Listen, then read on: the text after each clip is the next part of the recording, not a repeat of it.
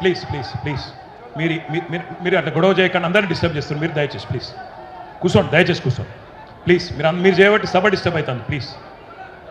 సరిగ్గా 4 ఏళ్ల కిందట కాంగ్రెస్ పార్టీ నాయకులు రాహుల్ గాంధీ, ఇయాలటి ముఖ్యమంత్రి రేవంత్ రెడ్డి, ఇయాలటి మంత్రులు అందరూ చెప్పిన మాటలు మీరు విన్నారు. అవి వింటుంటే నాకు ఎట్లా అనిపిస్తుందంటే 1000 ఎలుకలు తిన్న పిల్లి కాశీకి పోయినట్టు, 100 గొడ్లను తిన్న రాబందు గోపూజ చేసినట్టు వరంగల్ రైతు డిక్లరేషన్ అని చెప్పి ఒక పత్రాన్ని విడుదల చేసినారు. 60 ఏళ్ళు రాచి రంపాన పెట్టి రైతాంగాన్ని, రైతుల రక్తం దాగిన పార్టీ కాంగ్రెస్ పార్టీ, రైతులకు కిరీటం పెడతామని చెప్పి కళ్ళబొల్లి కబుర్లు చెప్పి 34 హామీలు ఇచ్చినారు. 1 కాదు 2 కాదు, రైతు డిక్లరేషన్లో 34 హామీలు ఇచ్చినారు.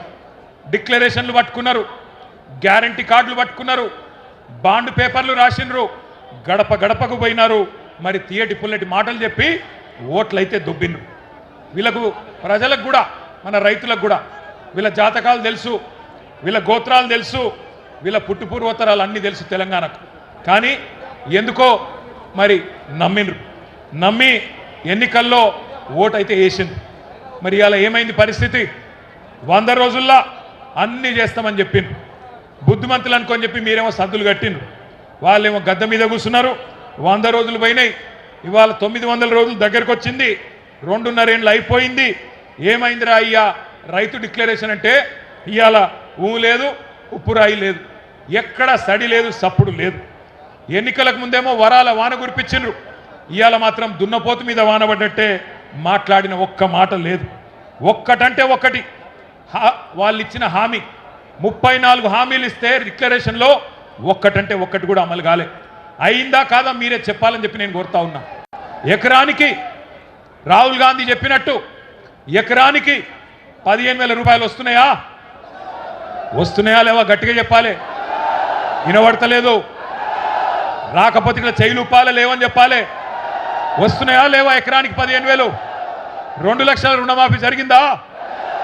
రైతు కూలీలకు 12,000 వేస్తుండ్రా? అన్ని పంటలకు బోనస్ వస్తుందా?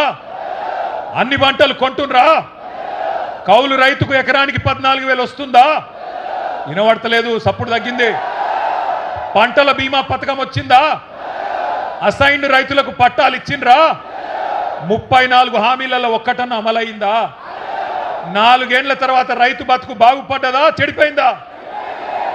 ఇది వాస్తవం. ఇట్లున్నది 4 ఏళ్ల తర్వాత.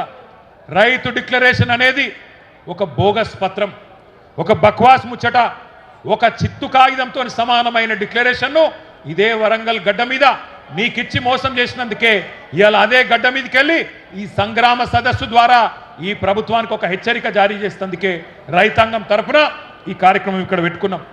ఓట్లు పెట్టుకున్నారు, ఓట్లు దొబ్బిండ్రు. ఓట్లకు ముందేమో బట్టెబాజ్ ముచ్చట్లు చెప్పిండ్రు, ఇప్పుడు దోకేబాజ్ పనులు చేస్తున్నారు.